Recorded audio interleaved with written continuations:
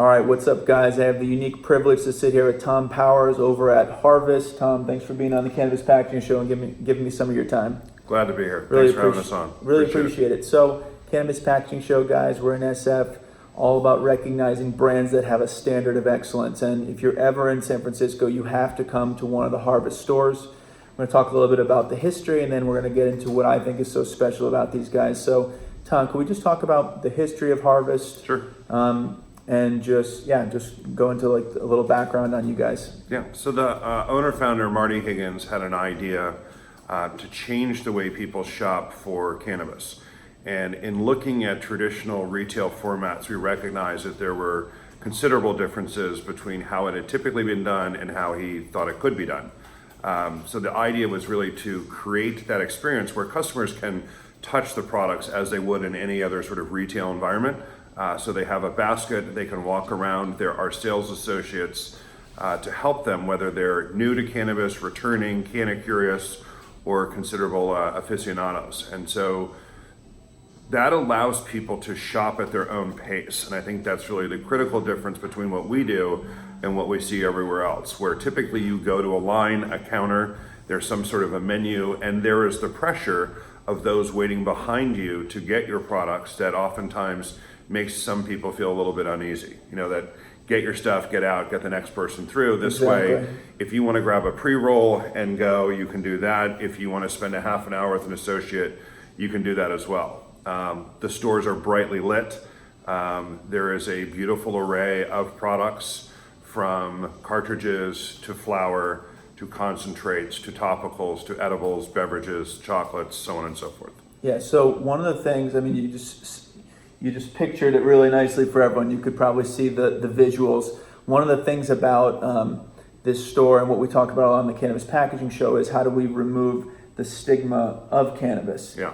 And I think one of the things is that we always talk about is that a cannabis shopping experience should be no different from any other shopping experience, any other store that you go into. And I actually didn't think anyone was doing this, and then I came to Harvest, and I was like, "Holy crap! They've executed this with total excellence." Yeah, thank you. So yeah, it's a revolutionary change it truly in the is. dynamic. Yes, there are many who cling to the past, right? So cannabis has been a certain way. Mm-hmm. We want it to continue to be that way. Any deviation from that is a diametric opposition to the ethos of cannabis. True. We don't agree with that. We want to be very respectful of where we've been and what got us to this place, and really, you know, be able to maintain the structure and integrity of those who came before us, but really to make it approachable to a broader demographic. So how do seniors, how do women, how do people new to cannabis feel comfortable in the cannabis experience? And was it shifted towards a young urban male originally in its orientation? Was it sexist? Was it elitist? Was it dirty? Was it dark? Was it hidden? Was it secret? Was it clandestine? Or could it be bright and open and available to everybody, where we really placed a premium on education as well as testing? And so we were really one of the pioneers to say that all of the products that we represent will be tested, and that now is law in California. So we're really glad that we were able to help pave the way to ensure that the products were clean. And initially it was very expensive, it continues to be, but it was really one of the pioneering steps that we took just to make sure that we're getting clean product. True pioneer, true trailblazing is like the words that come to mind as I'm thinking about this. And one of the questions I have is, so I think what you're talking about in terms of making it accessible is something that a lot of people want to do, right? It's like in their mind, I want to make this accessible to the masses. I don't want it to, you know, we recognize the past. I think you said it very well, but we want to move to a different future. But a lot of people haven't been able to execute on it. And maybe it's just one of those instances where there's many things in life where something seems impossible until someone just says, I'm doing it. And then they really pave the way for the future. Yeah.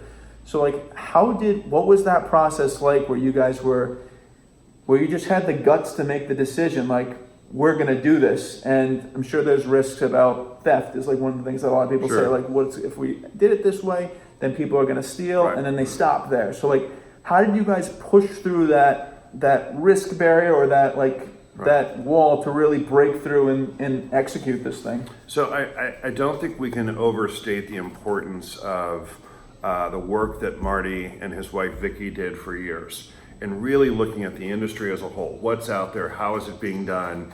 And to have the critical thinking, essentially to chunk it down and to say, this is how it's done, this is how it could be different. To put yourself in the place, I'm a mother, I'm a professional, I'm kind of curious, but that environment that existed may not be right for me. What would make them more comfortable? And then to be able, as we typically do, to learn from other industries that are successful. Starbucks changed the feel of a coffee house, right? It was brighter, it was better lit, there was an assortment of food products in addition to the pure coffee products. What if you gave away Wi-Fi and you let people spend some time in there? And so it's in that innovative thinking space that they're able to break through. And then partner, Steve Suckman, who's the COO, unusually bright guy with a great history in a number of different backgrounds, service oriented typically, but not exclusively. And so the three of them sort of spent the time to think through the approach and then literally walked it before they built it and began to understand, and then found a brilliant designer that could help create an environment that felt like what they were describing. And it's also in that space, in the design of the place. So the retail floor, as I said before, very brightly lit, it's clean. We spend an ungodly amount of time arranging shelves to make sure that they're perfect and they're pristine and they're fully stocked. Absolutely. I mean, we're fastidious in the approach and uncompromising that it's either perfect or it's wrong and there is no in between. And really work hard to find the right associates that can deliver both an educated as well as comfortable shopping experience. And there are times where it works beautifully. Last year was very challenging, right? So when we went from medical to adult recreation, a profound difference in the volume of people coming through, which then meant that we needed to purchase more product, tag it accordingly, make sure that we're verifying it, as well as hiring a staff that can support the increased volume of business. And stay on brand. Like I think the foundation of what you guys built, a great brand is cohesive through every step of the process. I think that's why you guys have been so successful, from the interior to the details with the products, to the branding, the packaging, and the training of the staff. So right? that how do you comes do that into, as you scale? Is so that been a challenge? That's now management, right? That's finding critical managers that understand our demographic, our ethos, that support our core values, and are able to bring that work ethic and that education, that knowledge, as well as the kind and love for the industry to their team that support the greater mission. And that's hard to do.